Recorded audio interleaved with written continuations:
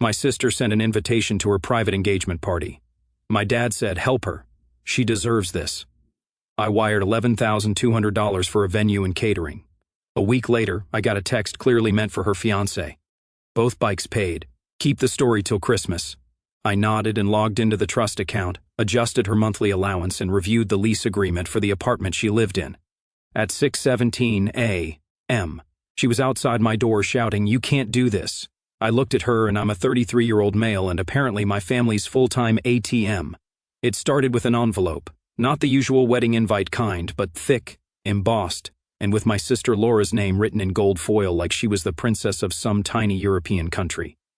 Inside, private engagement celebration, close family only, no date for an actual wedding, no mention of location beyond a vague venue, just celebration, and an RS5P card that already had my name filled in. When I called her, she didn't even say hi.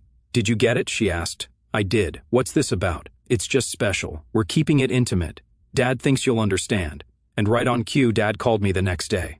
"Help her," he said, in that tone he reserves for when he's already decided what's going to happen. "She deserves this." "She deserves what exactly?" "A proper start. You've always been the generous one. Your sister's fiancé isn't in the best financial position. Translation: wire her money and don't ask questions." So I did. $11,200. Venue, catering, some special touches. 7 days later, my phone lit up with a message. Not to me, clearly for her fiancé, but somehow sent to my number. Both bikes paid. Keep the story till Christmas. I stared at it. No venue, no catering, just bikes, expensive ones, if that number matched. I didn't reply. I didn't even confront her. I just logged into the trust account our parents set up years ago, the one I'd been quietly managing. Her monthly allowance reduced. Lease for her apartment reviewed with my name as CO signer. The next morning, 6:17 a.m., she was pounding on my front door like the house was on fire. "You can't do this!" she was shouting, still in pajamas, hair a mess. I opened the door, coffee in hand, and looked at her. She was still yelling when I stepped back to let her in. "You think you can just cut my allowance like that?" she snapped. "I didn't think, I just did." I took a sip of coffee. "Where's the venue you booked?" She froze for half a second, just enough for me to know I was right. "That's none of your business. It's $11,200 of my business." She rolled her eyes like I was being dramatic. "It was a gift. You don't get to dictate how I use it. No, Laura. A gift is what I give at the wedding. This was funding for a specific event that apparently doesn't exist." She muttered something under her breath and stomped into the living room. Dad had always called her free-spirited. I called it never facing consequences. Growing up, Laura was the creative one, which meant she could blow through every savings account our parents opened for her, and somehow it was my job to make sure she didn't end up homeless. The irony, I was the one who moved out at 19 and worked 2 jobs to keep my lights on. She was the one who focused on her passions, photography for 6 months, a short-lived Etsy shop, a wellness coaching phase that ended in debt. Every time she got in over her head, Mom would call me, "Your sister's going through a rough patch," which was code for send her money. When she got her first apartment, guess who co-signed? Me. When she couldn't make rent, me again. And when Dad retired early and decided she needed stability, they set up that trust account for her. I was the one actually managing it because they didn't want to stress her out with details. The engagement had been a surprise. She met this guy Mason barely 6 months ago. He's nice enough, in a works seasonal jobs and disappears for weeks kind of way. I figured they'd date for a while before making big moves. Instead, I get an embossed card and a bill. And because I'm apparently the family's walking ATM, Dad had called me before the ink on the invites was dry. "She's finally happy," he'd said. "Don't ruin this by making her worry about money." I didn't even question it at first. $11,200 wasn't pocket change, but I could cover it without wrecking my own plans. I told myself it was for a once-in-a-lifetime event. That text about the bikes changed everything. I'd known Laura was impulsive, but taking money meant for an engagement party and dropping it on high-end bikes, that wasn't impulsive. That was deliberate. And the keep the story till Christmas part told me exactly what it was, a cover-up. So, I opened the trust account and cut her monthly stipend in half. Nothing dramatic, just enough to make her notice. While I was there, I reviewed the lease agreement I'd signed for her apartment. The renewal date was coming, up in 2 months, and legally I didn't have to keep my name on it. By the time she realized what I'd done, she was outside my place, yelling like the world was ending. "You can't mess with my rent," she said, pacing. It's my signature on your lease, Laura. If I'm paying for your safety net, I get to decide when it's time you stood on your own. This is punishment. No, this is what real life looks like when you don't treat people like cash machines. She pulled out her phone and started typing furiously. I didn't have to guess who she was messaging. Dad, sure enough, 15 minutes later, my phone rang. What did you do to your sister? He demanded without a hello. I stopped funding her lies. She told me you're threatening to kick her out of her apartment. If she can afford a $5,000 bike, she can afford rent. There was a long silence then. You're being petty. Family helps family. Funny how that only works one way. Dad tried his usual guilt routine. How I'd changed since I started earning well. How I forgot the sacrifices they made for me. But I didn't bite. The truth was, every time I gave in, Laura pushed further. And now she was trying to push $11,200 worth of further. The problem wasn't just the bikes, it was the pattern. She'd blow money, hide the truth, then play victim when someone called her out. Dad would rush to defend her. Mom would stay out of it and I'd be left holding the bill. Not this time. Dad kept calling through the morning I let it ring. By noon, Laura had switched from rage to pleading. Just put it back, she said.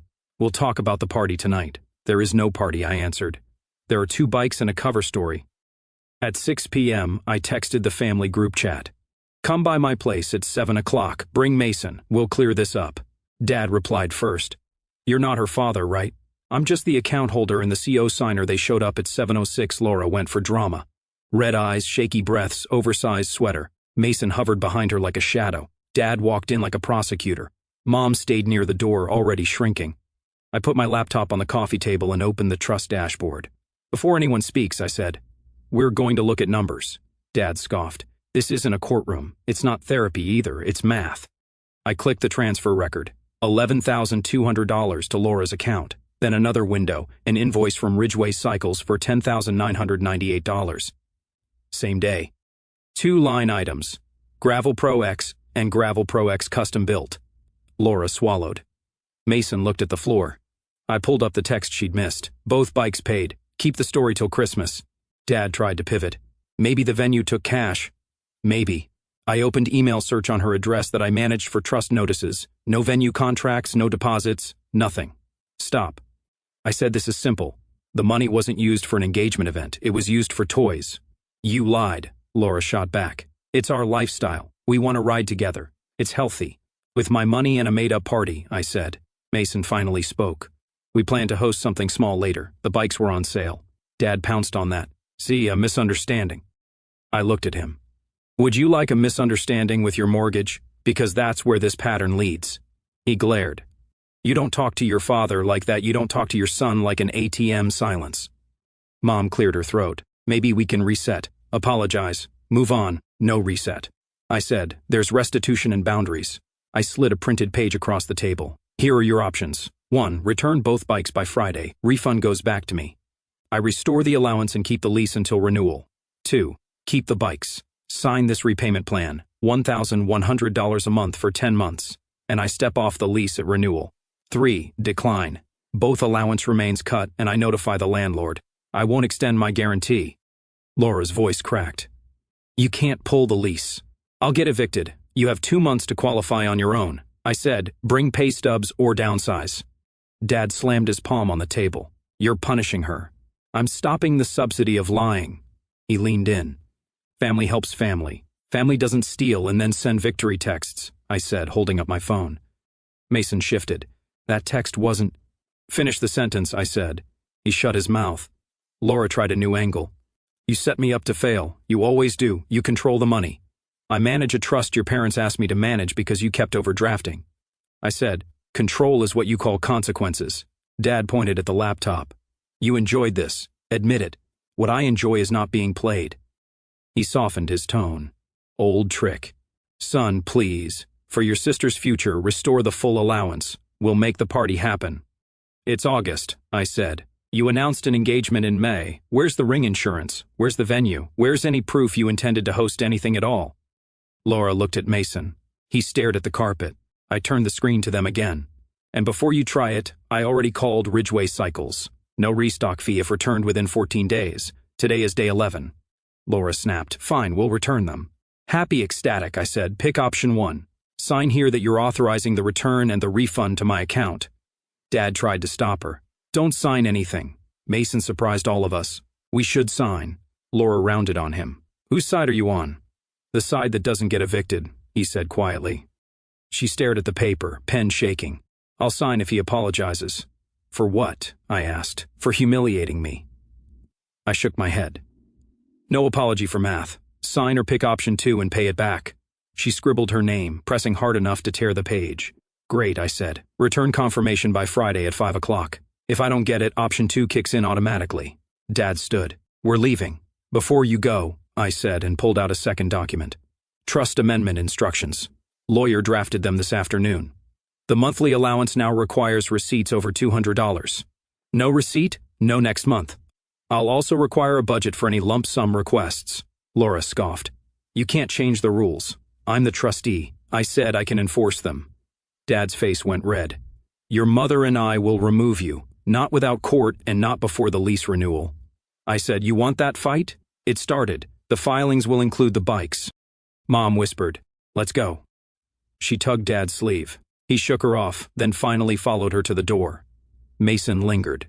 I'll take the bikes in tomorrow, he said. She'll cool down. Bring the receipts, I replied. Laura stopped in the doorway. I hate you. I know, I said. Friday by 5 o'clock.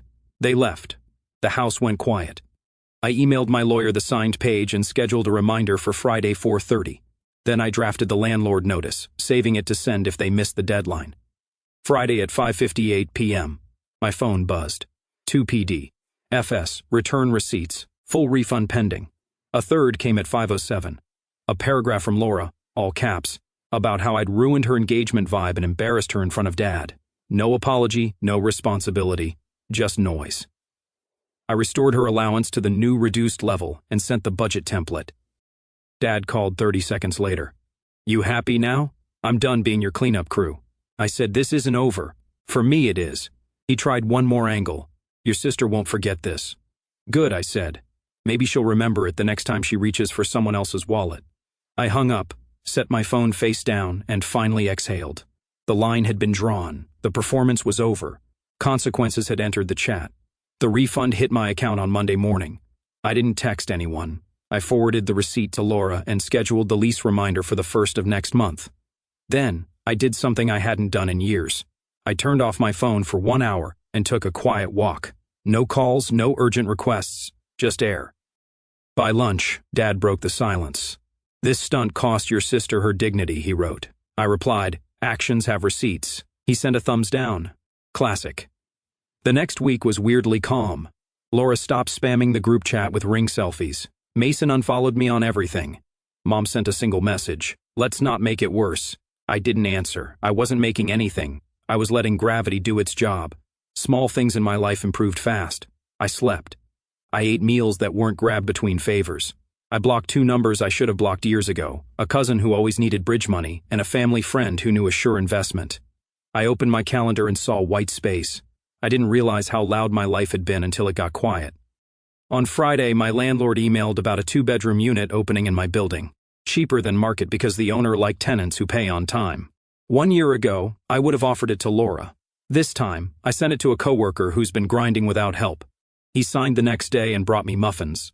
Being useful felt better than being used. Mom called that Sunday. Your father is hurt.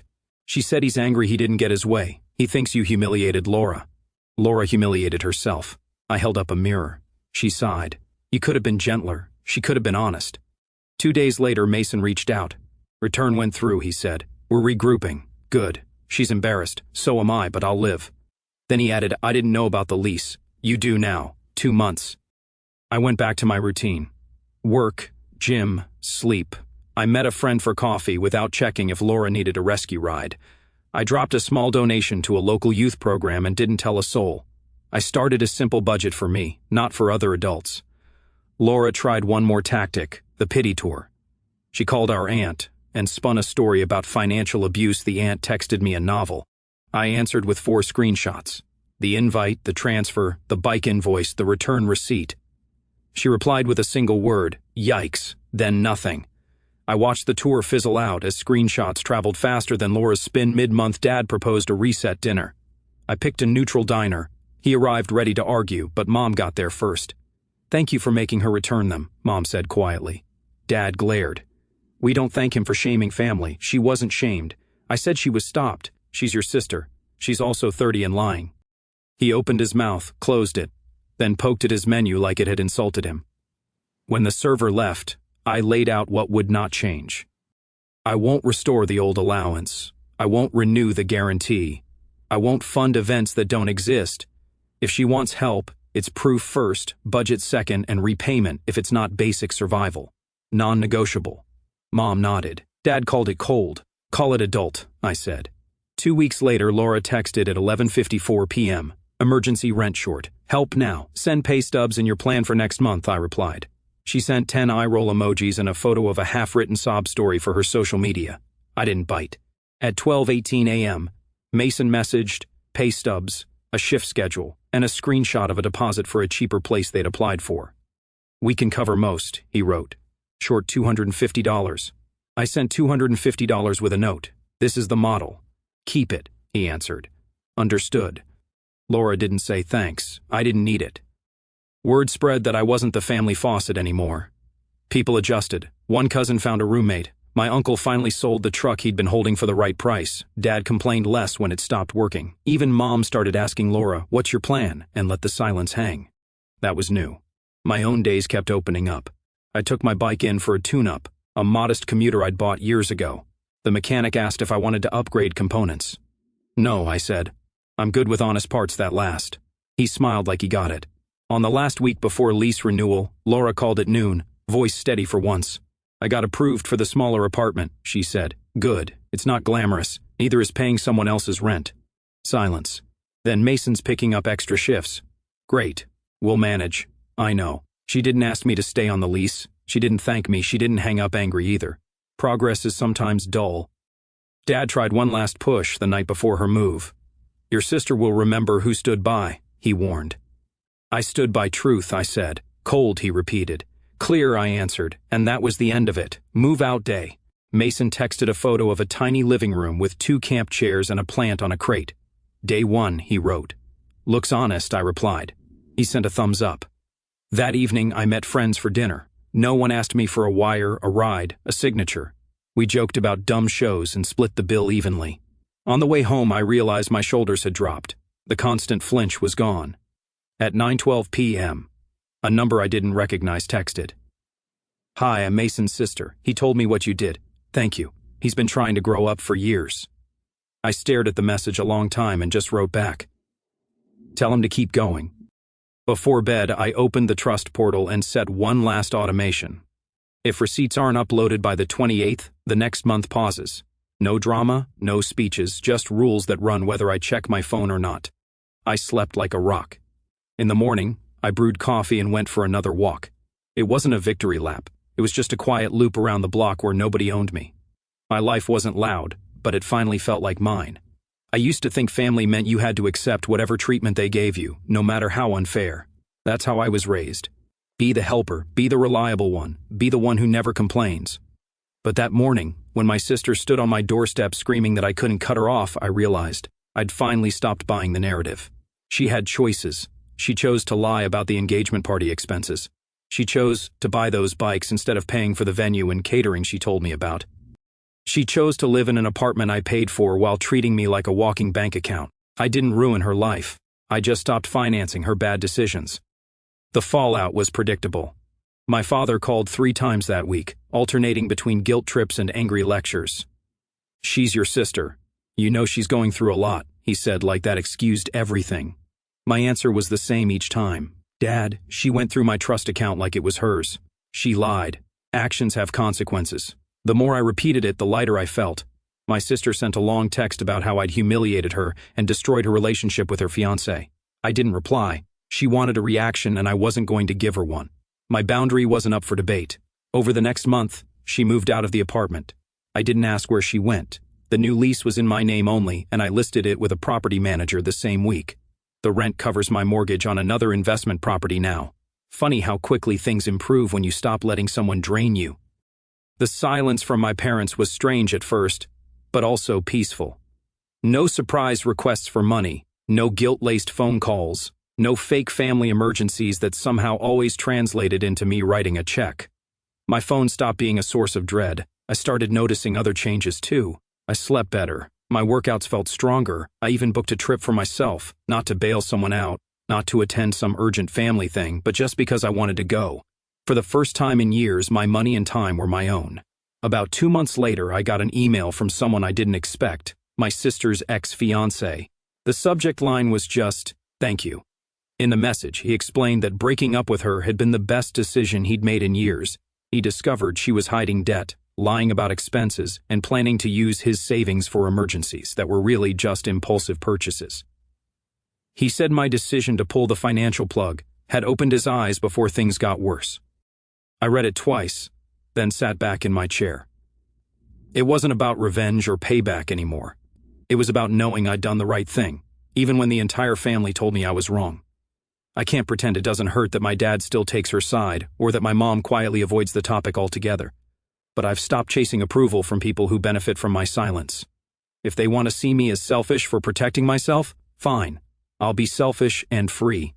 Now, when I think about that morning, her shouting on my doorstep, my hands steady on the doorframe, I don't feel guilt. I feel clarity. It was the day I finally chose myself over the never-ending role they'd written for me. And if that makes me the villain in their story, I can live with that because in mine, it's the day I finally became the main character.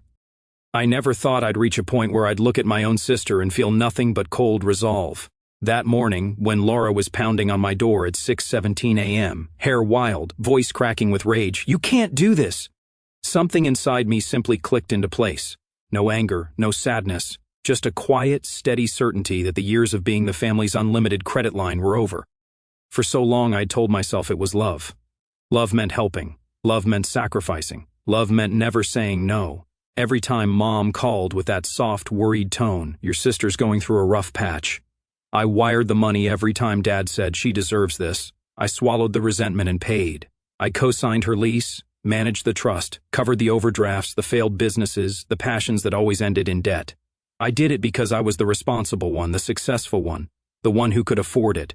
I did it because family is supposed to stick together, right? Because blood means you carry each other, no matter how heavy the load gets.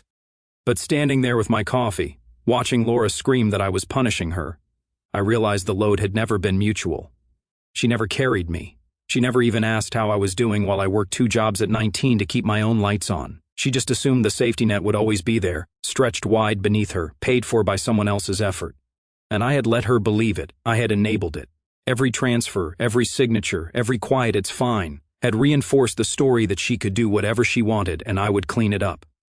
That text, "Both bikes paid, keep the story till Christmas," wasn't just a mistake. It was a window into how little regard she had for me.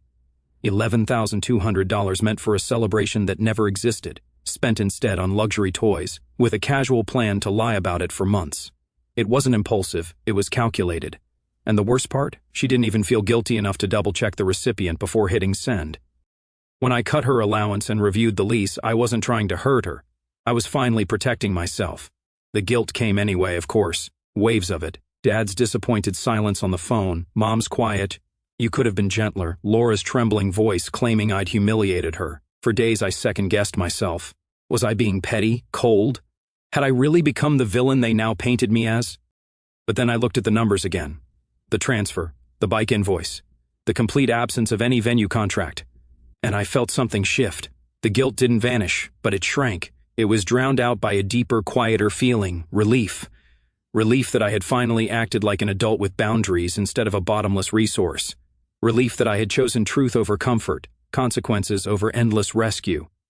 Confronting them that evening, Dad's red face, Laura's dramatic tears, Mason staring at the floor, was exhausting. Laying out the evidence, presenting the options, watching them realize I wasn't bluffing. It felt like ripping off a bandage I'd worn for decades. It hurt, but underneath was skin that had finally been allowed to heal. In the weeks that followed, the silence from my family was deafening at first. No more urgent requests, no more guilt trips disguised as concern. My phone stopped buzzing with crises that weren't mine, and in that quiet, I discovered something I hadn't felt in years: peace, real, unburdened peace. I slept through the night. I ate meals without rushing. I took walks just because the air felt good. I booked a trip for myself without justifying it to anyone. I won't pretend it's been easy. There are moments I miss the version of family where I was needed, where my role was clear even if it was unfair. There are moments I wonder if I could have handled it with more grace. But then I remember Laura's casual lie, Dad's reflexive defense of her, the decades of one-way support, and I know I did the only thing that would ever break the cycle. I didn't destroy my sister. I stopped subsidizing her refusal to grow up, and in doing so, I finally grew up myself. I stopped defining love as self-erasure. I stopped measuring my worth by how much I could give without receiving. I drew a line, not out of spite, but out of self-respect. Today, my life is quieter, simpler, mine. The constant tension in my shoulders is gone. The flinch when my phone lights up has disappeared. I still love my family, I always will.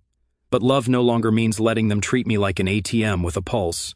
Love now means expecting honesty, accountability, and mutual respect, even when it's uncomfortable. If that makes me the bad guy in their story, so be it. In my story, I'm finally the one who chose himself. And for the first time in 33 years, that choice doesn't feel selfish. It feels like breathing.